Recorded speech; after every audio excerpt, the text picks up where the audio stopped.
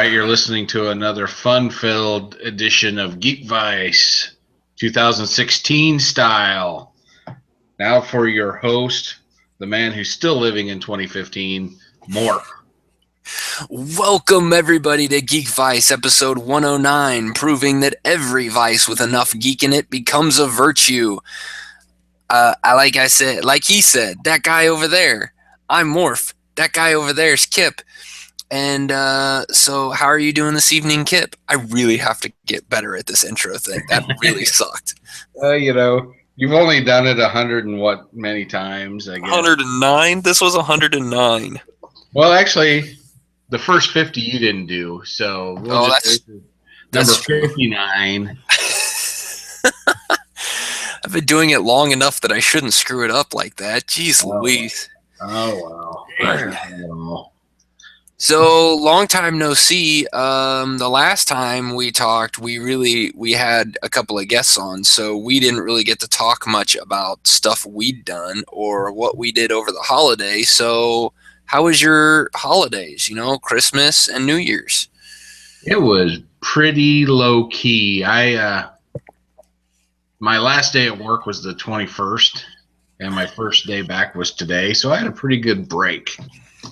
And it was relaxing in one part of it because I didn't go to work. On the other part of it, I was busy as hell because there was a lot of stuff to do around the house and errands to run. You know how that goes. Yeah, I got to run myself a lot.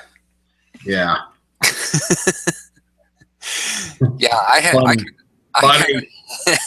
had the same kind of break. I got out of work on the 23rd and didn't go back until today. And so, it's kind of funny. You have these breaks where you only have a couple of days for, something like a 4-day weekend or something like that. And you try to cram everything into that 4-day weekend. So when that last day comes around, you feel like you're just jamming even more in there.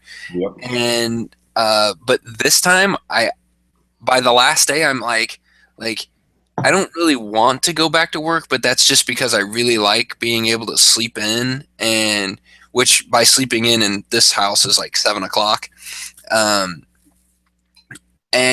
But I just liked being every once in a while, I just get up and sit down in the living room and watch a TV show. I got caught up on Agents of S.H.I.E.L.D., just because I could just flip it on my TV and on my Roku and watch it. I'm like, hey, I kind of like this. Like, just being able to flip on whatever I want, whenever I want, not have to worry about stuff during the day, but still because I was out of work for so long, I still got a lot of stuff done at the house. So that was really nice.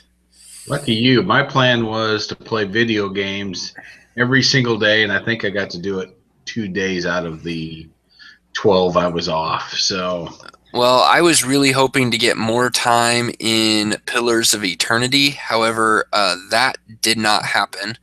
I think I only logged a couple hours in that entire week and a half on that game, which is a little disappointing because I was really hoping to get a lot done in there. But I was able to beat one of the first big bosses that I lost to the first time I played that game. So That made me feel good. Yeah, absolutely. But yeah, I didn't get much gaming done. I didn't get much video game playing. I got a lot of movies watched. I watched a lot of TV shows, and believe it or not, I played a lot of board games. Yeah, I'm proud of you and then upset at myself at the same time because I played 0 board games over the break. Well, we'll talk about the board games I played a little bit later, and you might not feel so bad because there's not very many of these that I think would be down in your wheelhouse very far. So you don't think they're part of my collection? Probably not. All right. But so how was your New Year's Eve? My New Year's Eve was less than exciting. We went to the expensive seafood place here called the Bristol for dinner. Yeah. And then we got home and we're like, let's just click on Netflix and see if we can't find something good to watch. So there was this show called The Red Road with Jason Momoa, the guy who's going to be playing Aquaman. Oh, yeah? Okay. And basically, he's part of a Native American tribe, and he's kind of. We only watched like one episode because we had to turn it off. It's like this is way too dark. But my guess is he's like the enforcer. Stuff goes wrong, he just kind of uses his muscle and fixes it, makes things and people disappear. That's my guess. I didn't watch the whole thing. And then there's this other family.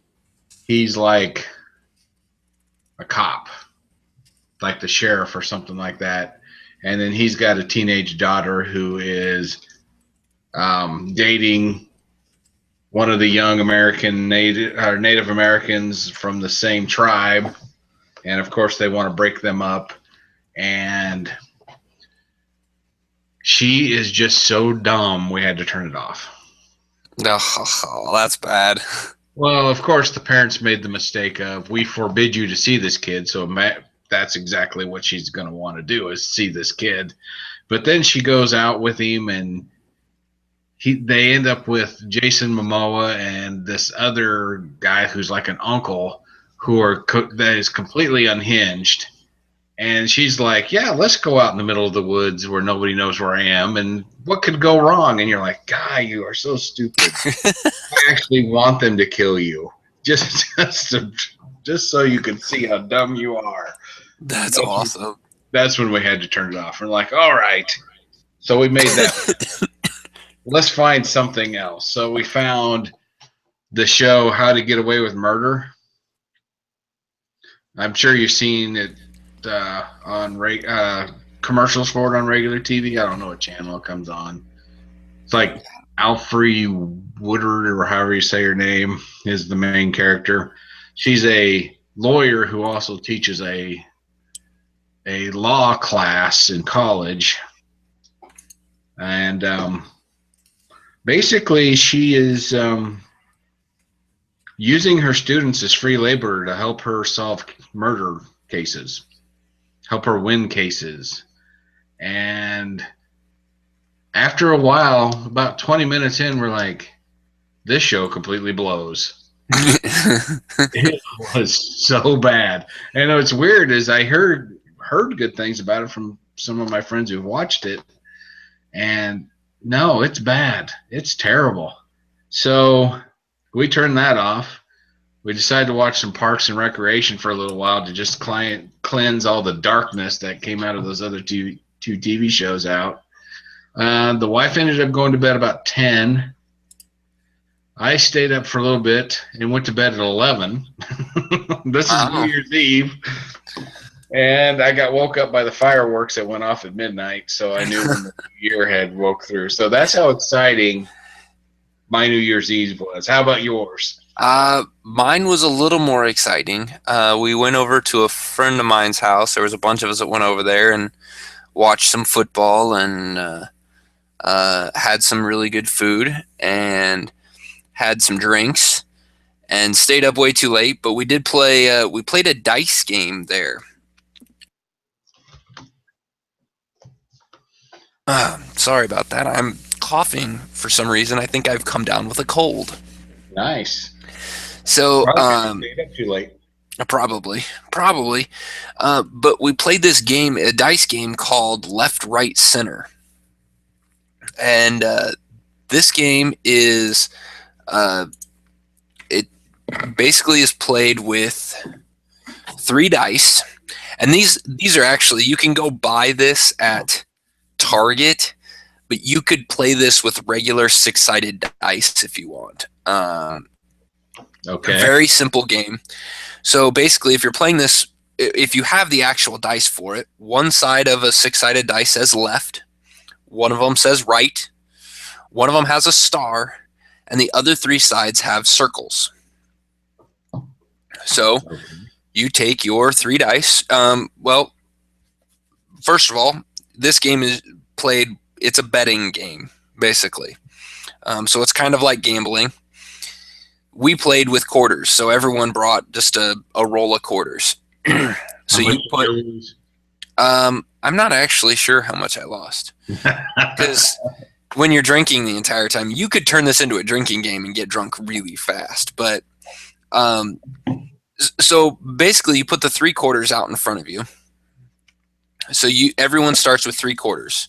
First person takes the 3 dice, rolls the dice. If it says left, you pass one of your quarters to the person to the left. If it says right, you pass a quarter to the person to the right.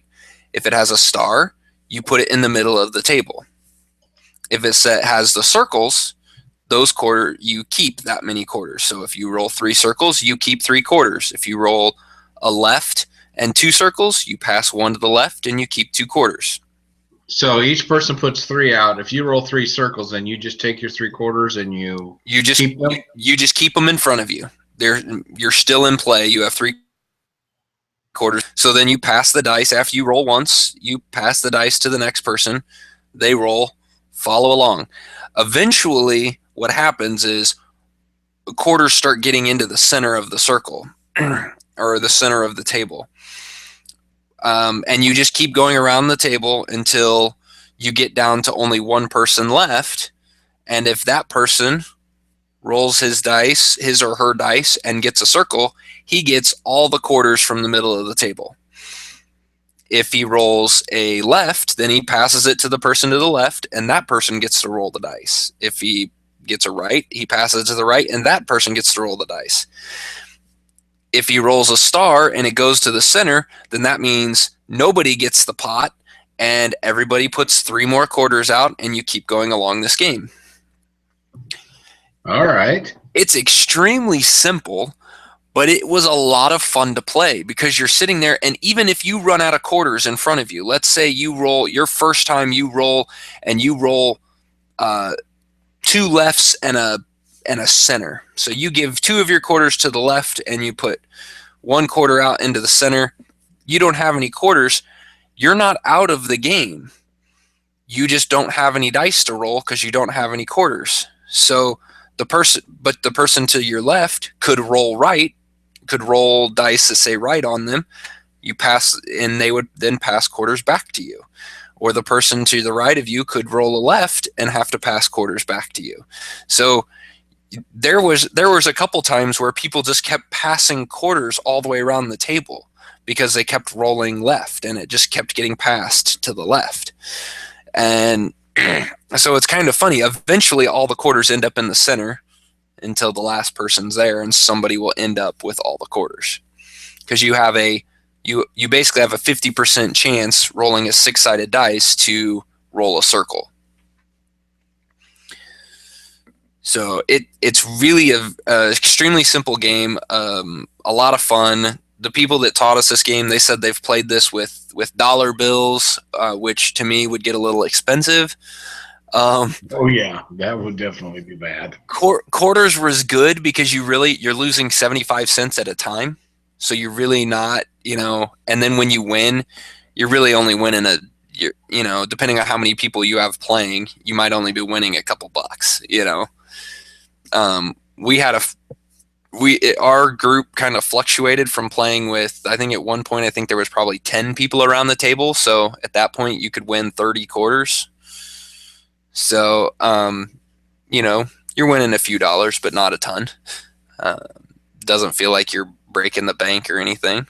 Yeah. So the quarters, I think, worked out really well. My wife and I kind of talked about it, and we're like, you know what, it'd be kind of fun. The kids really enjoyed playing this game. After the adults were kind of done with it, the kids were sitting up at the table just rolling the dice and playing this game. I'm like, the kids would have fun playing this. You could play this with just poker chips and just give the kids poker chips, and then you're not even losing any money, and the kids would just have fun doing it. So,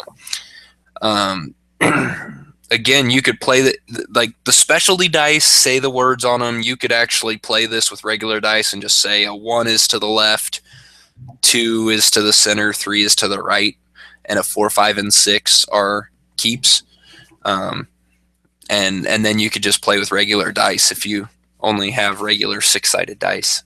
But yeah, totally makes sense. I'm sure that's exactly how the game was created, and then somebody went, you know what, we could make money off of people if we just use symbols. Yes, exactly.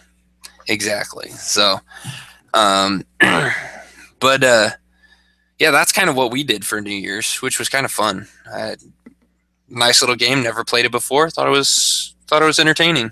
Sounds pretty good. Sounds like a good family party game at my family's house. Yeah. I have to give it a whirl. Yep. Would be perfect for you. So, have you gotten into American Ninja Warrior? Yes. Okay. So, a couple of stories comes out of this. One, the wife does CrossFit. I just joined a gym, so we're both doing the workout thing. And so we were watching TV and came across American Ninja Warrior. And we thought, let's watch this for a little while and see what it's like.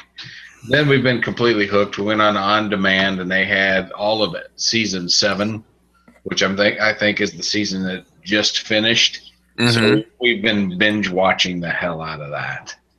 And basically, there was even an episode, or there was 2 episodes that were filmed here in Kansas City. And basically, they go to these. They were at Union Station. Yeah, they were at Union Station. So basically, they go to these cities, and they have 2 rounds: a qualifying round, and then what they call the city finals. And they've got this massive obstacle course, and these people have to run this obstacle course. And usually the finale of the qualifying is you go up this 12-foot, what they call warped wall. It looks like a skateboard wall. Oh, yeah. It kind of bends out at the end, and they have to run up that thing, grab the ledge, jump up, hit the buzzer.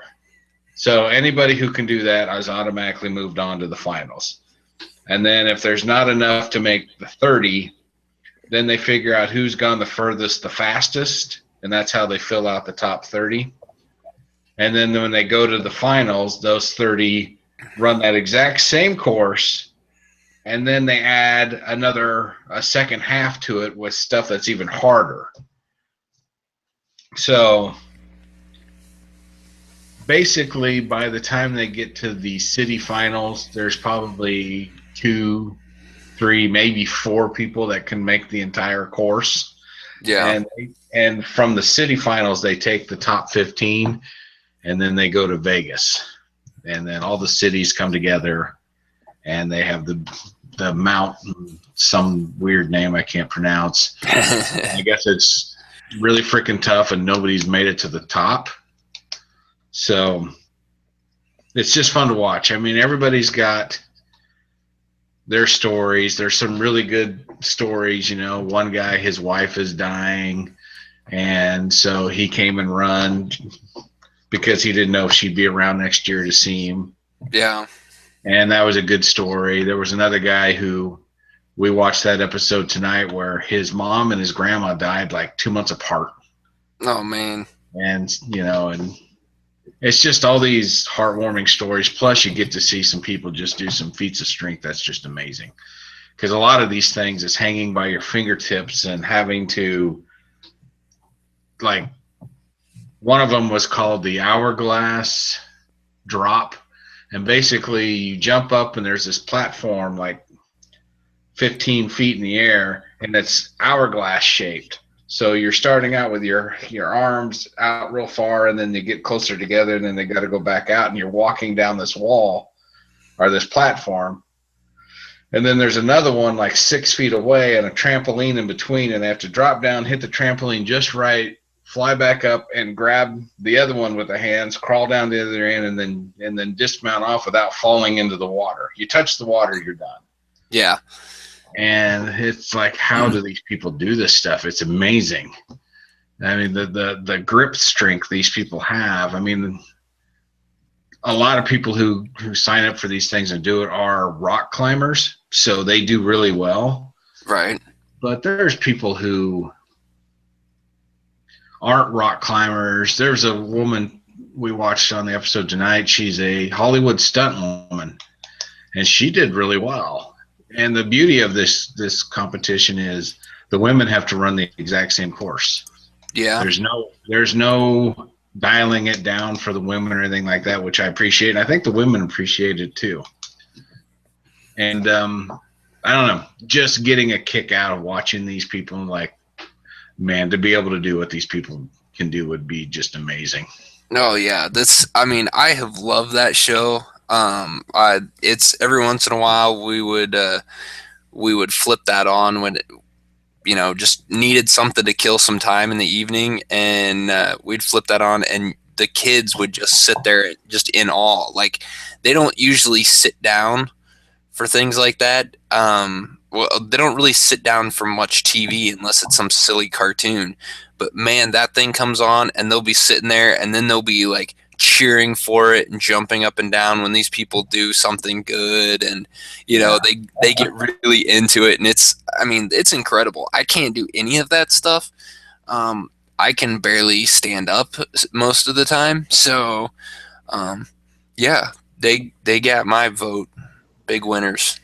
Well, that kind of transitioned into my second story of this.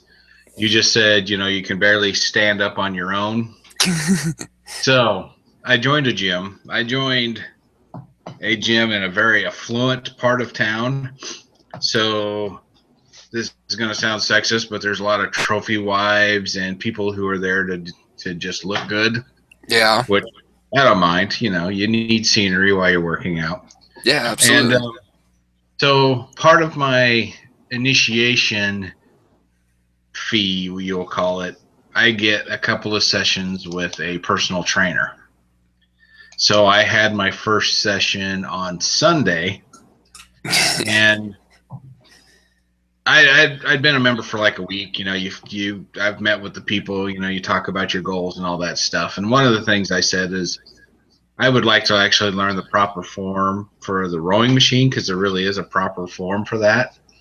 Okay. So I show up Sunday, and she's like, well, we're going to have you warm up. Since you want to learn how to do the rowing machine, let's have you warm up on the rowing machine. It's like, awesome. So she showed me the proper technique and had me go for a little while to get warmed up. Well, the whole time I'm doing this thing, I feel like I'm right on the edge of the seat. Like I'm too far back on the seat. Yeah. So I finished the time she wanted me to do, but we were still kind of doing stuff, so I kept going. And I thought, in my mind, I'm like, I need to reposition myself on the seat. I kind of lifted my weight off of the seat. It went flying out from under me, and I fell off the rowing machine. That's awesome. Out of the trainer, she completely freaked out. It's like, it's okay, it didn't hurt. I'm just embarrassed more than anything. And when you get in the thing, the place where you put your feet, they have these straps that go over, and she cinched them down. So I fell off the thing. One of my legs came out of the strip. The other foot would not. And I'm in a weird position, and I can't reach up to get my foot loose, and it was just a mess. That's awesome. Yeah. I can laugh about it now, but it was, at least I didn't get hurt, but it was just embarrassing. Yeah. But and we get done with that, and then she's got all these exercises for me to do, like to help with balance. Yeah. When I was young, when I played football and things like that, I had great balance. You could not knock me off my feet. It was rare that I came off my feet because I had really good balance. Not anymore. Not anymore at all. There was this one where she had a step, and it was probably, I'd say, 18 inches high. Okay. And you put one foot up there, and then you bring the other one up, but you don't put it down on the step. You just hold it up in the air for a count of 2, and then you put it back down on the floor. I think I managed to do that once without having to grab onto something to keep from falling over. And then there was another one where it was called a standing lunge. You think, yeah, I'd be able to do that without losing my balance. No, it's just embarrassing, I tell you. Well, I'll give you that. The standing lunge, doing lunges every once in a while, if I don't step right, like if I don't focus on doing it, I will fall over. It's kind of like standing on one foot. I can stand on one foot, but if I try to stand on one foot and tie my shoe at the same time and don't focus on standing on one foot, I'm going to fall over. Yeah. Well, the standing lunges, every now and then I'd wobble, and sometimes I'd have to, just kind of take a step off to the side because I lost my balance. For the most part, I had it. Yeah. Then there was this other one with the step. You stand there with one leg up and your hands in front of you like you'd be swimming, like you're going in for a dive. Yeah. And you bend over at the waist and you touch the top of the step, and then you bring yourself back up without ever putting that foot down. Yeah, I kept putting the foot down. I kept losing. Well, that's why you're doing it, right? You're doing it to get better. So that's what the trainer kept saying. She's like, well, if you did it perfectly, then we'd have nothing to talk about the next time. It's like, well, true, but still, I don't like it anyway. And my legs are just completely sore. Holy shit. Yeah. It's a good sore. I like it because it means I actually did something. But man, it was bad. I knew I was in trouble when I fell off the stupid rowing machine. Well, it's kind of funny that you bring this up because I just found out tonight. My wife and I discussed this, and I think we're going to be purchasing a at-home gym machine. She found one on a garage sale for fairly cheap. Nice. About a third of what it retails for. So we're going to get this, and she is going to start using it a lot. So maybe this will be a little motivation for myself to try to get back into shape. So what kind of exercises are on this machine? It's a big, it's got everything from leg curls, leg extensions to bench press, upright rows, lat bar. It's a big apparatus. It's about the outline of it is about 8 feet by 8 feet. Wow. Okay. It's kind of in an L shape, so it'll kind of fit in a corner if you need to put it in a corner. But it's got a big bench. It's got a big bench, and then it's got a seated area to do your leg extensions and curls and that kind of stuff. So it's a big setup, big pulley system. It's got 400 pounds of resistance on it, so 400 pounds of weight. So not going to be outgrowing that anytime soon. That's for sure. But yeah, I've never been a big machine lifter guy. I've never really been a big lifter guy, period. I did some when I played high school, but not a lot. But that's never motivated me. Lifting weights has never been something I wanted to get up and do. I prefer to play a lot of sports, and however, my time for playing sports is, severely decreased, and my free time for going out and doing that stuff is decreased. So, maybe with you going to the gym, maybe that just means I'm gonna have to start working out too. Well, I just highly recommend just staying as active as possible, because once I reached 40, my activity went down to nothing, and now I'm paying for it. And your mind is still where you think I can still do it, and then you try the simplest stuff, and it's like, what the hell? This used to be. I just used to even have to think about this, and now I can't even do it. Yeah, this is wrong.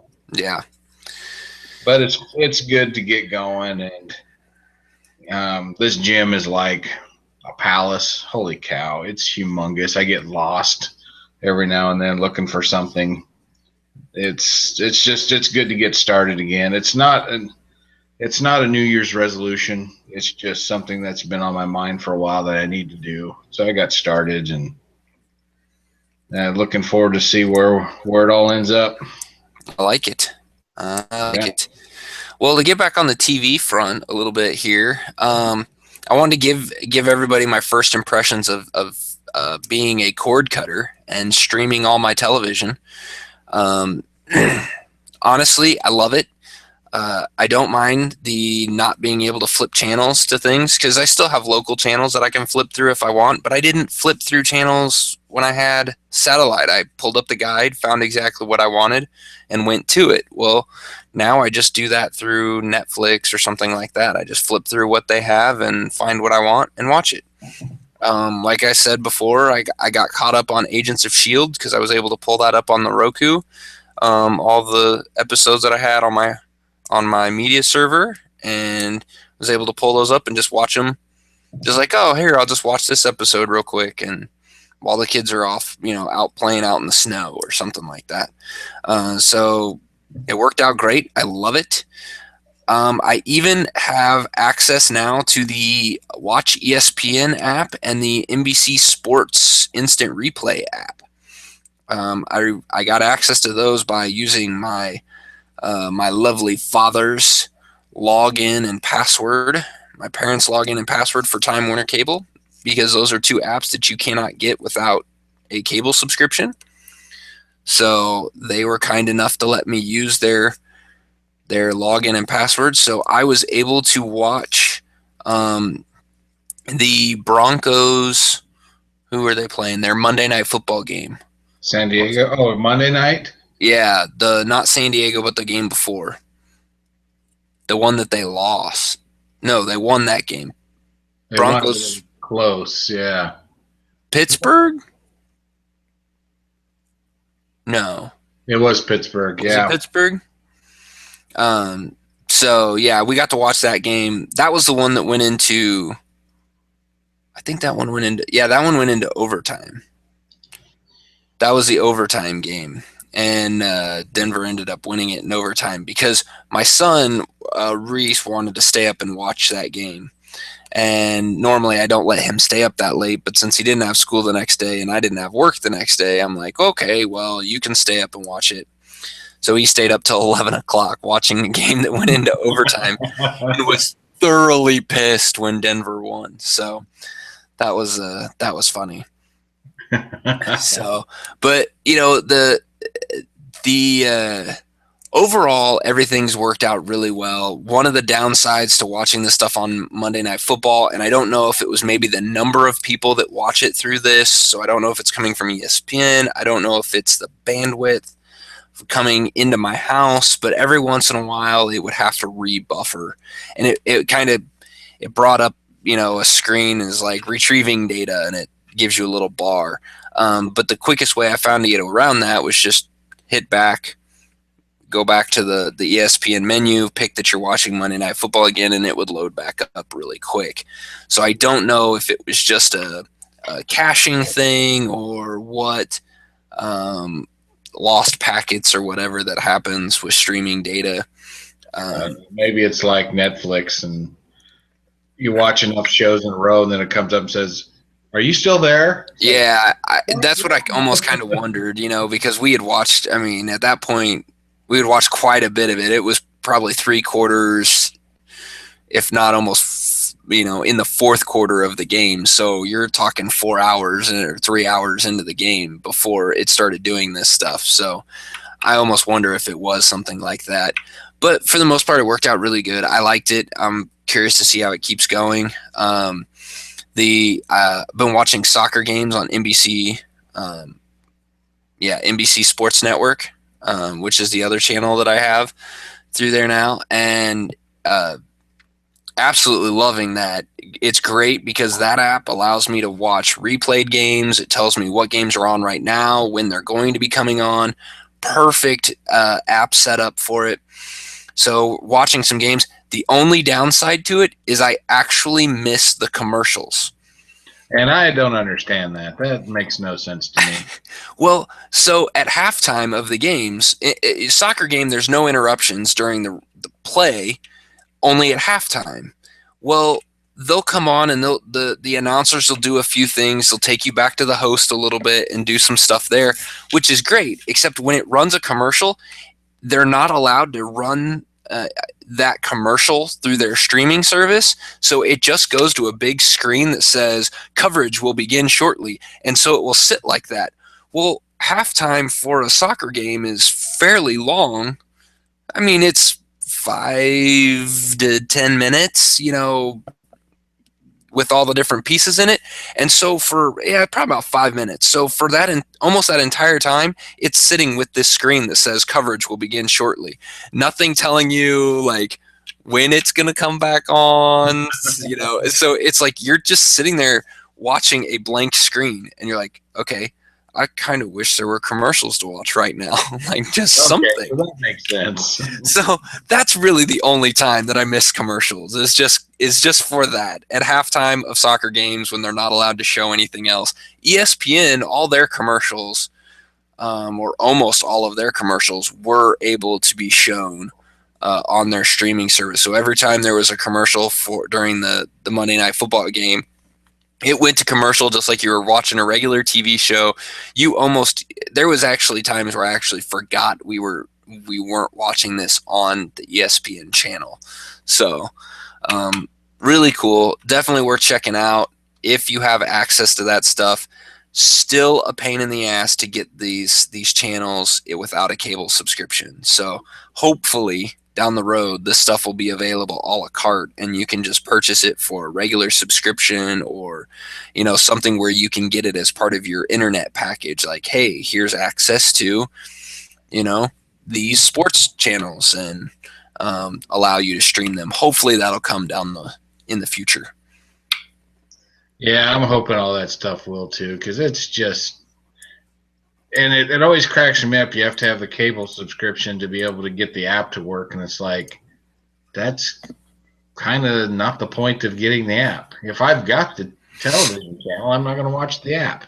Yeah, exactly. Because I don't watch anything on my phone or computer or anything, so it's like, work with me, people. Yeah, exactly.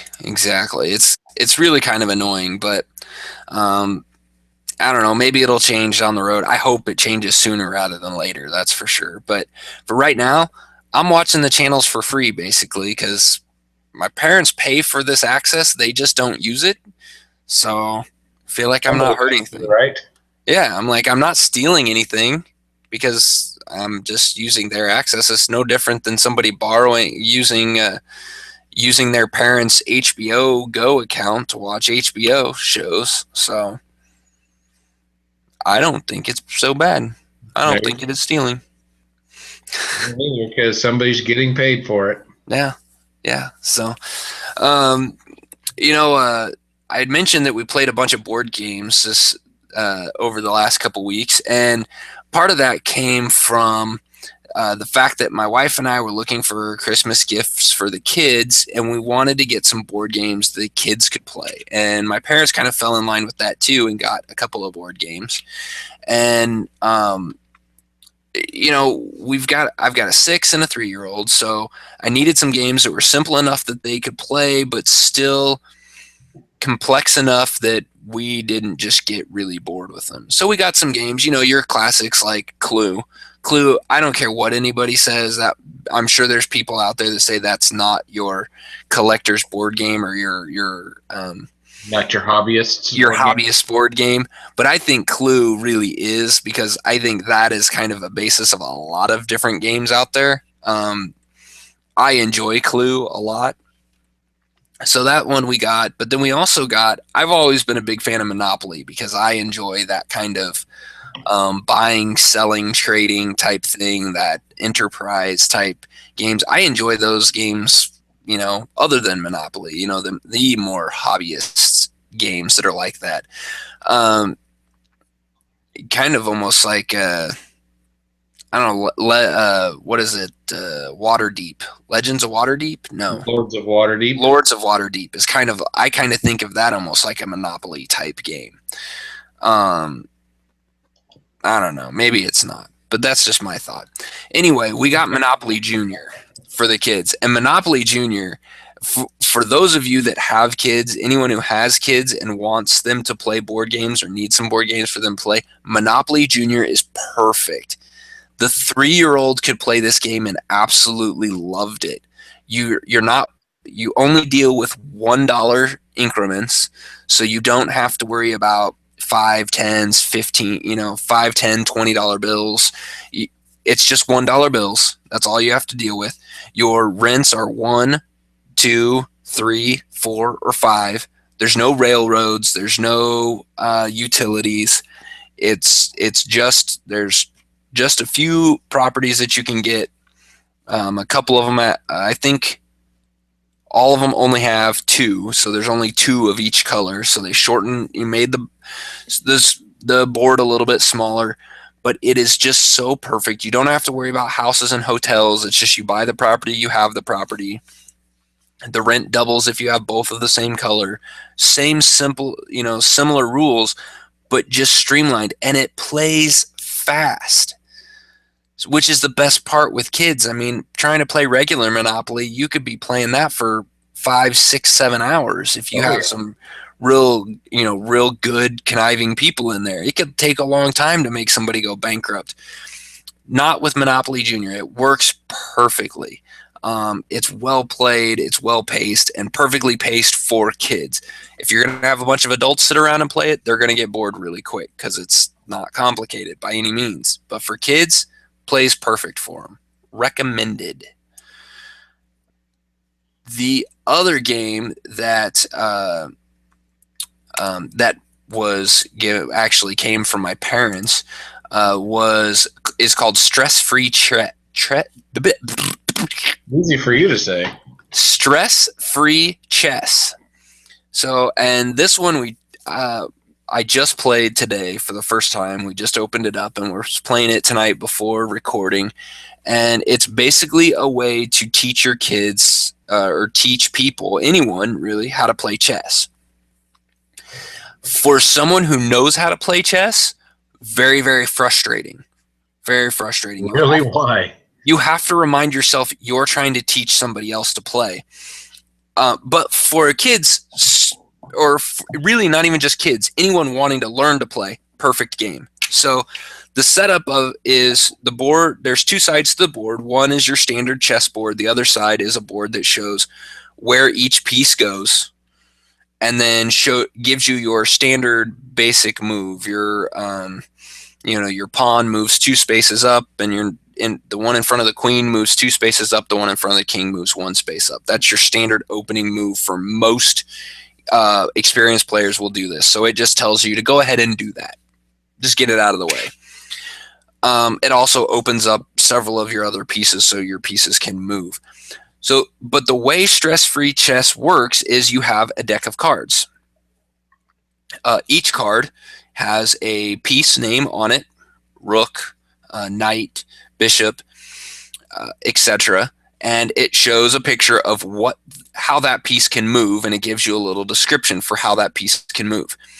So you shuffle this deck up, and you place it in this little holder, this nice holder that they have for you in the game. And your turn consists of drawing a card. It tells you what piece you can move, and now you get to move that piece. So it requires no strategy, no thinking really on an experienced player's part who's used to trying to plan moves ahead, and you can't do that. You just play. You pick a card, move your piece. Next person picks a card, moves a piece. And in this version of chess, which this is level 1, this game has multiple levels as you get more experienced to get you closer and closer to standard chess. But in level 1, the idea, there is no check, there is no checkmate. It is capture the king or don't capture the king. So you can keep playing even if you're in check. You just keep drawing the card and move whatever piece you can, because on their turn, they might not draw the card they need to actually take your king. Yeah, that's interesting. So it from coming from my side of somebody who knows how to play chess and has played chess for a long time, and I actually feel like I'm no chess master, but I am fairly good at playing chess, or was when I played regularly. Then it's a little frustrating. But playing with the kids, actually what was fun tonight was I actually had my 6-year-old versus my 3-year-old. And then all I did was just help referee. Like, oh, okay, the 3-year-old drew this card. He can't read the card, so he has no idea what it says. So I tell him, oh, that's your rook. Well, that's either this piece or this piece. Which one do you want to move? Well, I want to move this one. Okay, well, you can move it here, here, and here. Like, oh, okay. And so let him move it. You know, that was more fun for me than actually playing this game. So I think we'll keep doing that. And as they get farther along, level 2 and level 3 involve actually, they still involve the cards, but instead of drawing one card at a time, you're going to be given a hand of 3, 4, 5 cards. And then you get to pick what you want to play out of those 3 or 4, 5 cards, out of those cards in your hand. You keep them to yourself. You know what you want to play. You can plan your moves a couple moves in advance that way, kind of start developing that mindset. And then you can move from there on to the more standard version of chess where you just think of the moves in your head. So kind of cool, a little annoying, but what are you going to do? It's for kids. The other game, a couple more here. The other game that I have that we got was Quirkle. Have you heard of Quirkle? Yes, I actually have. Have you played Quirkle? Yeah, it's a pressure luck, right? Pressure luck dice game? No, this one is a tile game where you're trying to yeah, I have that as well. Yeah. Do you have this one? Did you bring this to work one point? Did we play this? I played it at lunch one time. Okay. Because when they opened up the box, I'm like, that looks really familiar. I think I've played this. And then I started reading the rules. I'm like, this really sounds familiar. Yep. So I'm like, I'm pretty sure I've played this game, but I have no idea where it was. So I figured it had to be with you. So you are correct. This game was super fun, and it was even more fun watching my 6-year-old play this game against my mom and my wife. And all I was doing was sitting back and kind of helping with the rules for everybody, and kind of helping when Reese said that he couldn't find a play to make. I'd kind of help point something out. This kid has a knack for these strategy games, and I can't wait to get him, just me and him, sit down and play this game, because I think he might actually give me a run for my money. Super fun. For those of you that don't know, it's a game where you have, I believe it's 4 different colors, actually 5 colors and 5 different shapes on these tiles. And you're trying to make rows or columns of either one color or either one color or all of one shape. So if it's all of one color, then it has to be each different shape, and you can only have one shape and or one color in that row or column. You can't have 2 blues in the same row or column, or you can't have 2 blue squares in the same row or column. So, really, really fun game. It gets really complicated. I've never actually seen my wife get so angry at a game before, because I think she felt like she was helpless and couldn't figure out some of the moves. And Reese, the 6-year-old, was like, oh, well, I can play this one, and this one, and get a Quirkle, which is extra bonus points. So he was, without my help, he was doing that, which I'm sure was really making her not happy.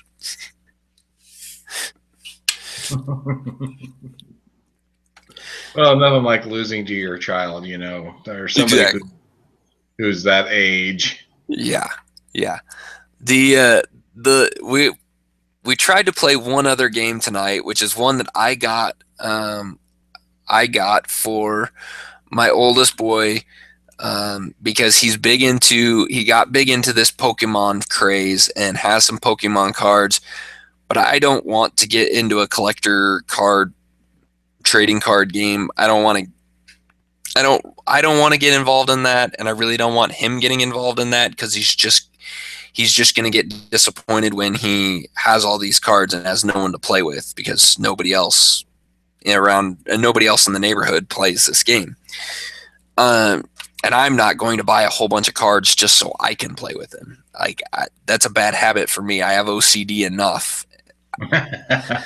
I don't need to be a completionist with another collector card game. I got into one as a kid, and that was bad. I actually got into multiple, but that's a whole nother story. So I got him the Legendary game. It's Legendary. It's a Marvel deck building game. And this game, it was featured on tabletop. They played this on tabletop, and I thought, like, when I saw it on there, I'm like, wow, this actually looks really cool. I think he would love this. You get to build your own deck, and you're building decks with Marvel superheroes. You know, you can have Wolverine, you can have Spider-Man. They all have different powers and abilities, and you're fighting bad guys like, you know, Dr. Octopus and the Red Skull and Loki and all kinds of, I'm like, and the way the game is, as reading a little bit more into it and reading some of the rules for it, you basically can pick out, they give you enough cards, even in this starter set, that you could play this game. You could play this game twice and never have the same. You might not fight the same bad guys. Like, you could have different henchmen, different villains, different masterminds, different schemes. So different things happen and twist, and you can even have different superheroes in it. Like, you play with five or six heroes in your heroes deck. Well, in the starter deck, in the box that I got, the starter set, you're looking at, I think there's probably 10 or 15 different heroes in there. So you could have a game with these 5 heroes and then play it again the next day and not have any of those 5 heroes in there. I mean, it's supposed to be all balanced enough to where it doesn't really matter what heroes are in there. The game still will play the same. We didn't really get to play a whole lot of it because my one complaint with this game is when it's delivered in the box, the cards are wrapped up nice and neat. However, they are not sorted. They are a hodgepodge of cards stacked together and put into little bands, little plastic bands to hold them together. So you have to go through all of the cards to find the ones that you need to play the game. That is bad planning on their part. So I did not realize this. So the initial startup, since this was the first time we'd really opened up the game and opened up all the cards, was not going to be a simple just find the cards you need and build your decks and play the game. No, it was a go through every card in the deck, find the ones you need, sort out the ones you don't need, get the game set up. So by the time, I mean, it took us probably a good 40 minutes to get it all set up. And by that point, we were running low on time and kids were needing to get ready for bed. So I could come down and record. So,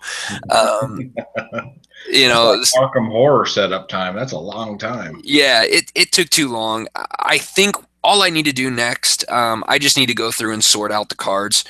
I've now got them sorted with heroes in one group and shield officers in another group and villains in a group. And the box comes, it's big enough that it looks like I can put some expansion packs in here. I can get more cards and still be able to keep them in the main box, which is nice.